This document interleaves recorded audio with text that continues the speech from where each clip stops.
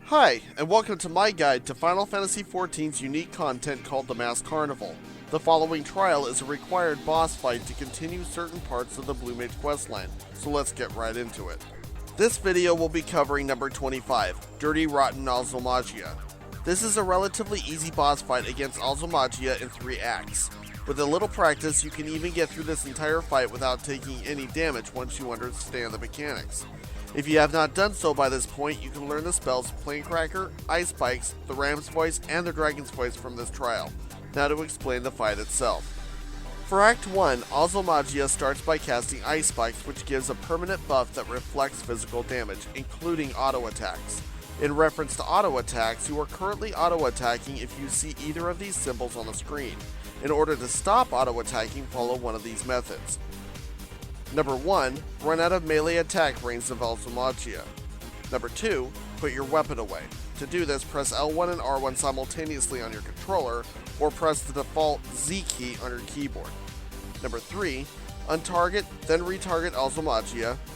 And number 4, put the auto attack button on your hotbars. As for Ice Spikes, for this fight only use magical based spells. Alzomagia uses only area of effect attacks. Here's the ones to be on the lookout for. The Ram's Voice is a point-blank area of effect attack that applies Deep Freeze, and the Dragon's Voice is a large donut area of effect attack that applies Paralysis. Both are not telegraphed but will happen in that order. Just move far away from the first, then go back to Alzomagia for the second. Lastly, Alzomagia will use Planecracker, which is a point-blank area of effect attack. Once this goes off, it will follow up with multiple donut area of effect attacks. While this is happening, Alzomagia may either cast Apocalyptic Roar, Apocalyptic Bolt, or nothing at all. Apocalyptic Roar is a conal area of effect attack that will put the Doom status on you. Use Exuviation to remove this before the counter reaches 0, or else you become defeated. Apocalyptic Bolt is a basic line area of effect attack. This phase may seem intimidating, and if you're feeling uncomfortable with all the attacks you are meant to dodge, stop attacking and focus on dodging. For Act 2, Alzomagia starts by casting Repelling Spray, similar to Ice Spikes, but this one instead reflects magic-based spells, so use physical-based attacks for this act. The new attack he uses is Blazing Angon. He will place 2 Blazing Angons on the ground, one at a time, that will eventually cast Burn. This is a stackable damage over time debuff on you, so quickly dispatch the Angons before they do. Besides this, Alzomagia does nothing else new, so dodge attacks as you have before. For Act 3, Alzomagia alternates between Ice Spikes and Repelling Spray. So remember, for Ice Spikes use magical based spells, and for Repelling Spray use physical based spells. Also be aware of auto attacks. There is only one new thing to add to the list of abilities Alzomagia uses. Eventually he will cast Cherub Disc, which puts 4 maelstroms on the 4 inner cardinal corners of the arena. Be aware that these maelstroms will occasionally do area of effect attacks that will suck you in and deal massive damage to you. Be aware of your positioning when you're near them. While he's casting Cherub Disc, be sure to go to one of the safe sides of the arena. Alzomagia will cast Web, which puts an extremely potent heavy status on you. Next, he casts Meteor, a very wide area of effect attack on your position. There are 2 ways to deal with this. You can either cast Diamondback to absorb the damage, or you can use Loom to teleport your way out of the strike zone. I would highly suggest Loom. Either way, ignoring either of these methods is lethal. I want to remind you once again, if you need to stop attacking to focus on dodging, do so. There are a lot of things going on at once, and it's best to be safe than sorry, especially if you're late into the fight. So now for the spell loadout. White Wind and Exuviation for healing and debuff removal if you're still learning the fight. Your attacks should be 1 physical and 1 magical attack spell. I use Glower and Abyssal Transfixion for this purpose. And for dodging the Meteor, either use Diamondback or Loom. Here's how the fight looks.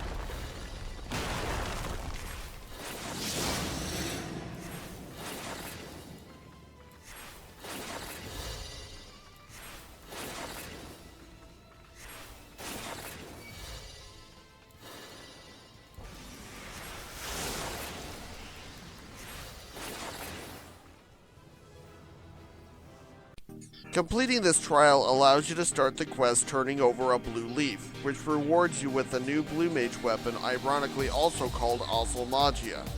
I certainly hope this guide helped you along in completing this trial. With that said, farewell for now, see you in the next video, and as always, thanks for watching.